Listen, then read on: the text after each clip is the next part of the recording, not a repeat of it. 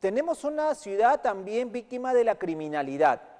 Tenemos secuestros, asesinatos, sicariatos, extorsiones. Ojo, ojo. O sea, y el señor, el congresista Diego Bazán hace algunos días dijo, Trujillo parece Tijuana. Algunos dirán, Trujillo parece Sinaloa. Y acá hago referencia, porque estamos también viviendo lo que México en su momento empezó a tener y que se fue a niveles sinceramente terribles y que les ha costado mucho tal vez comenzar a convivir y a intentar mejorar toda esta situación. Pero la comunicación tiene mucho que ver en esto y la comunicación por la paz con muchísimo más razón. Y hago esta antesala porque tengo aquí en los estudios de Línea Directa a María Teresa Zazueta. Ella es consultora internacional en comunicación y cultura de paz y justamente viene desde México. María Teresa, muy buenas noches, bienvenida. Buenas noches, gracias. Muchísimas gracias por estar esta noche con nosotros.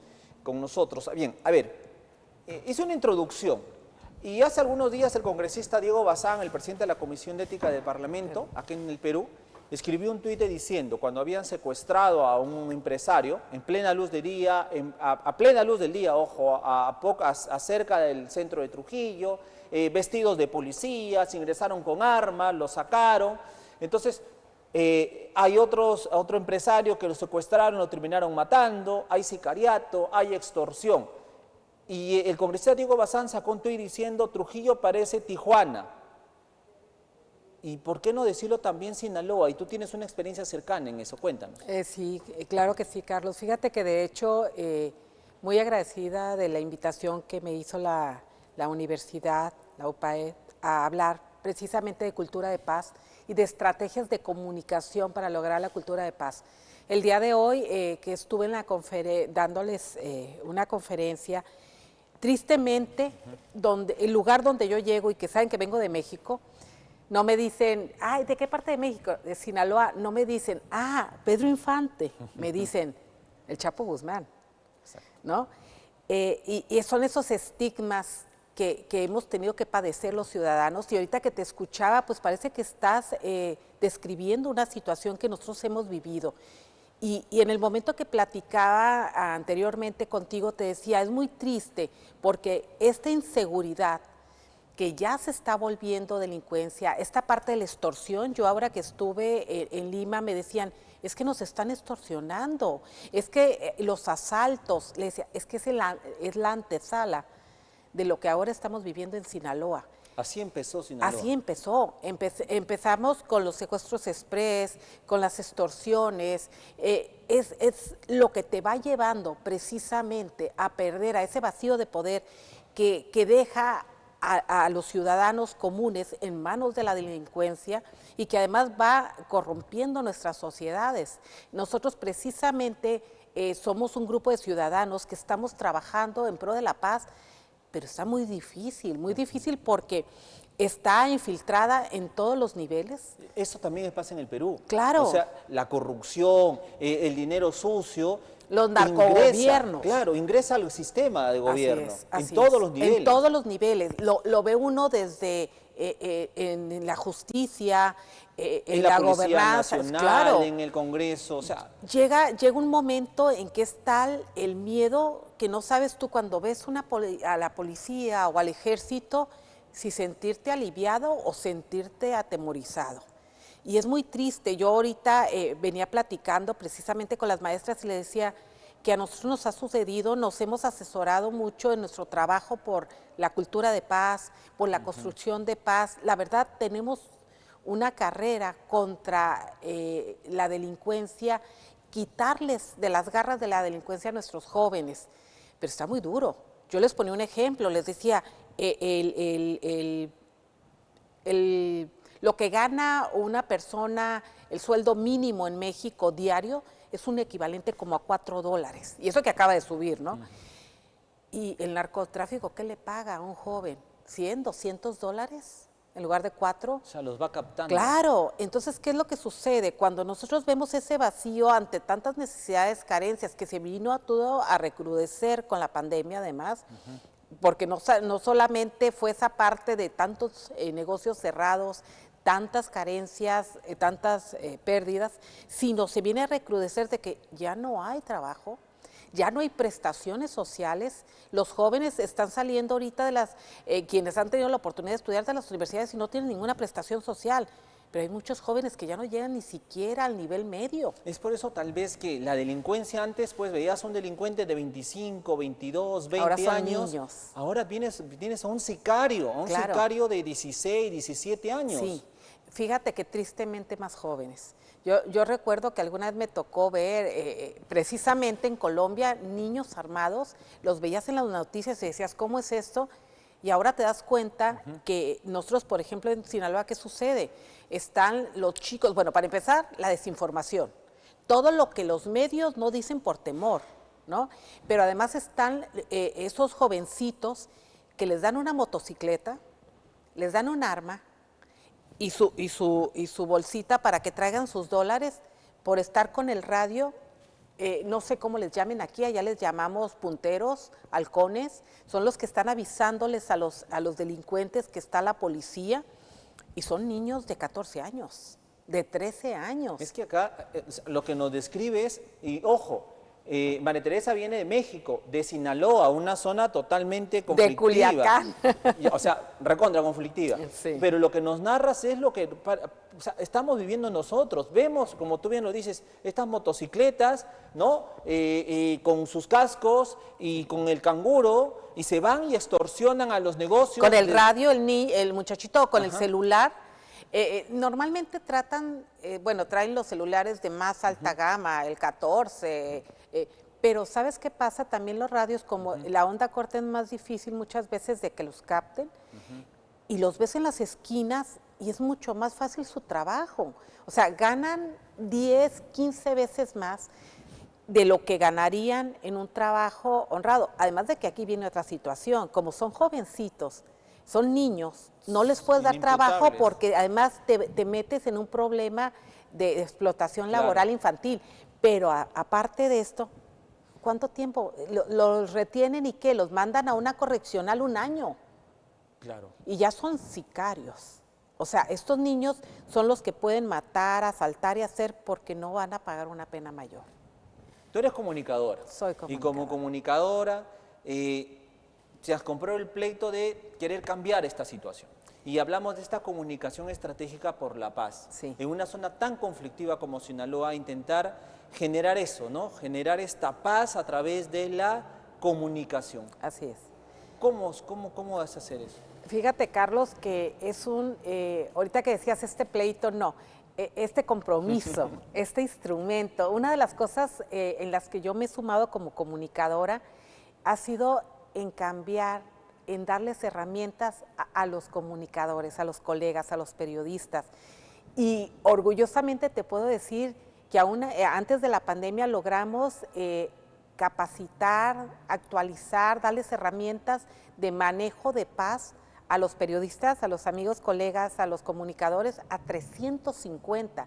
Me decían, 350 periodistas tomaron esos cursos de paz, porque una de las cosas que tenemos que hacer nosotros desde nuestra responsabilidad como comunicadores es cambiar nuestra forma de magnificar la violencia, porque también nosotros les damos espacios, se vuelven primeras planas, y dentro de la lógica de la delincuencia, del narcotráfico, es mejor para ellos porque entonces es como cuando le das mucha exposición a un artista, pues se hace más famoso. Es lo mismo exactamente.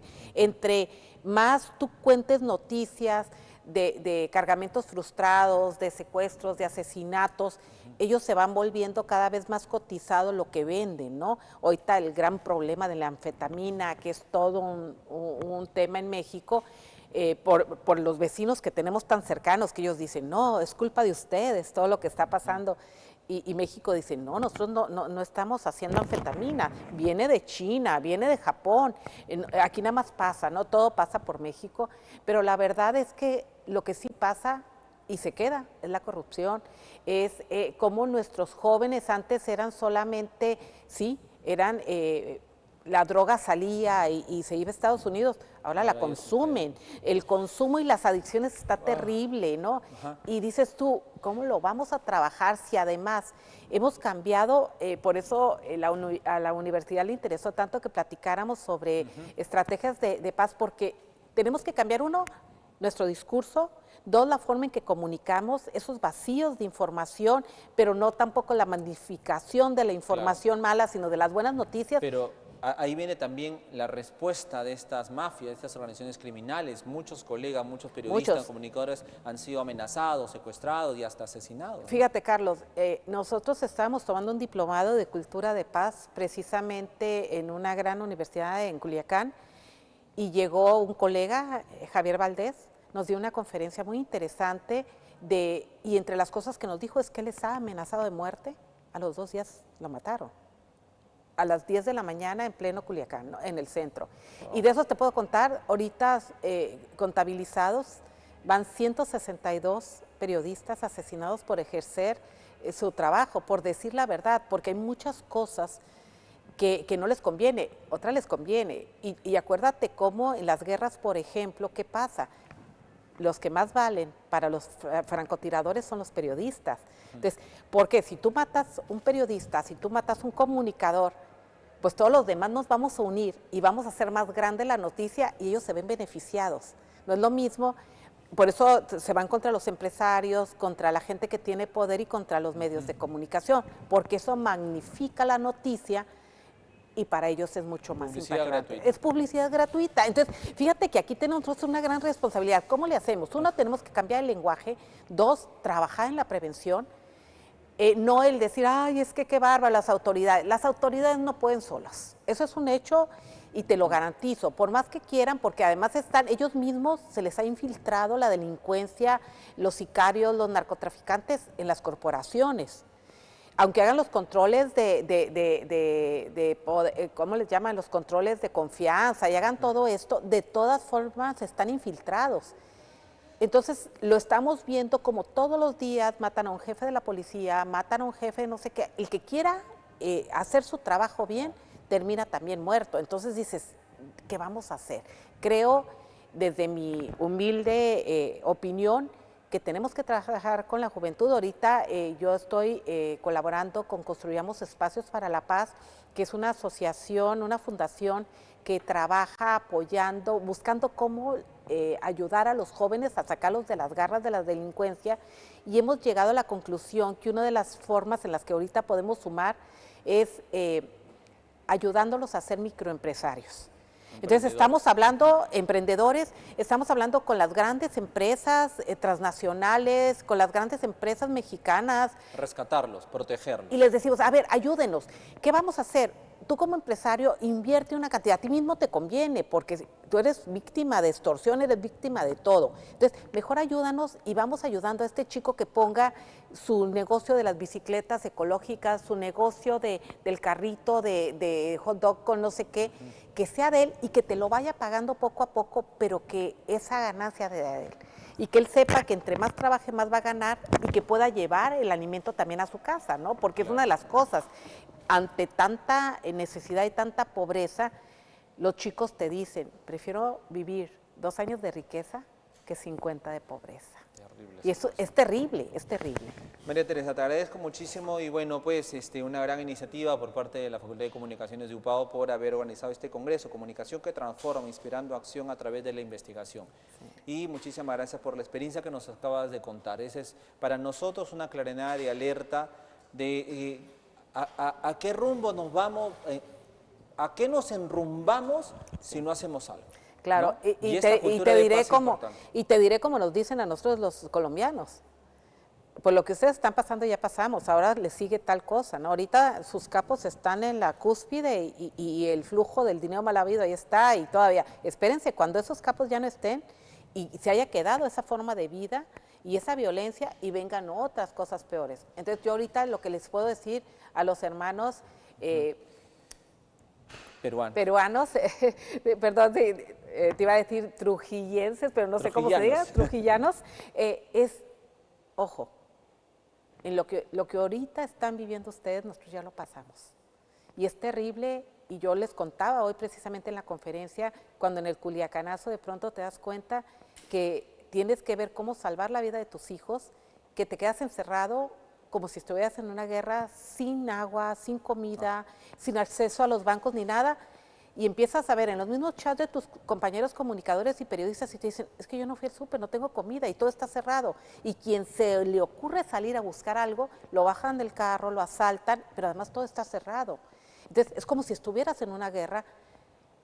Entonces vamos previniendo y no es criticando a las autoridades, vuelvo, no es que yo esté, no sé ni quién los gobierna, soy honesta, pero es uniéndolos. Creo que el compromiso lo tenemos todos, los medios de comunicación, las familias, las universidades, tenemos que volver al ser y no al tener, ¿no?